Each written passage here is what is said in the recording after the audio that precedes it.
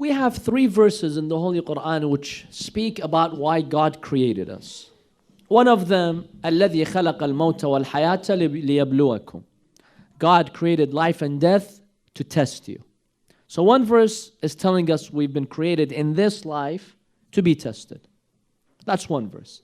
Another verse says, وَمَا خَلَقْتُ الْجِنَّ وَالْإِنسَ إِلَّا لِيَعْبُدُونَ.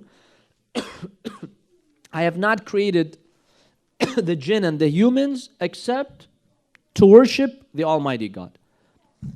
A third verse explains it all. إِلَّا رَحْمَةً مِّن رَبِّكَ وَلِذَلِكَ خَلَقَهُمْ. The reason why God created people and humanity is to have mercy on them. إِلَّا رَحْمَةً مِّن رَبِّكَ وَلِذَلِكَ خَلَقَهُمْ. So we have 3. One says to be tested, one says to worship, one says to be subjected to God's mercy. How do we reconcile? The main goal why God created us when He did not need to create us. There was a time where there was God and nothing else. No creation. God does not need us. God does not need our worship. God created us to have mercy on us.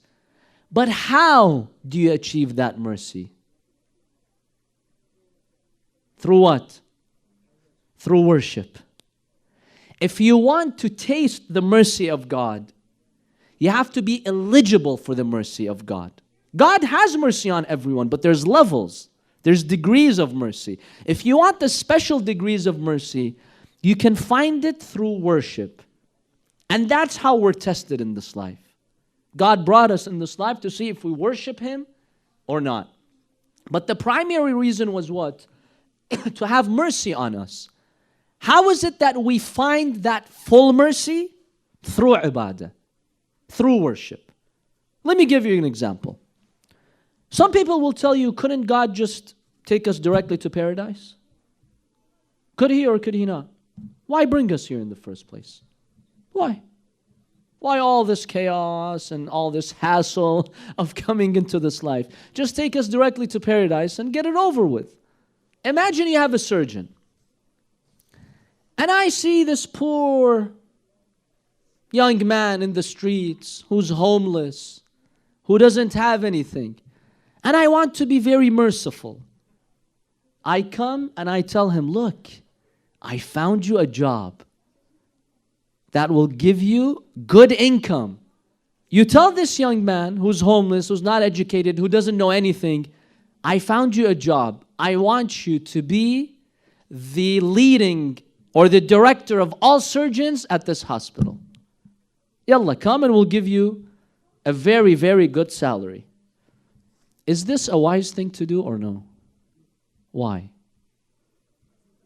Rahmah, I want to give him a good position and good money. Why is this not wise? He's not qualified. Ahsant. He has to achieve it. Because if you put him there in that hospital, he's going to kill everyone there. Why? Because he is not a surgeon. He doesn't know how to operate a surgery. He's not qualified. Paradise is this special, pure place where you need to be qualified to go there.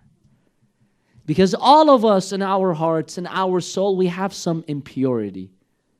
And it would not be fair for God to take you to paradise because then you'll contaminate paradise. How do you purify the self? Through worship. Through this test. In this world, God has given you the opportunity to make yourself qualified. Now, not everything's pre-programmed, no. Some things are programmed, yes. Did you choose your parents? Who chose his parents here?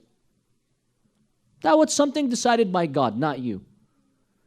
Where you were born, did you choose that? No. Your physical features, the color of your eyes, did you choose that? No. Some things are pre-programmed by God. But aside from that, you have the free will. You decide. Allah makes it very clear in the Quran, we gave the human beings two paths. You could either go left, the wrong path, or go right to the right path. That's your willpower.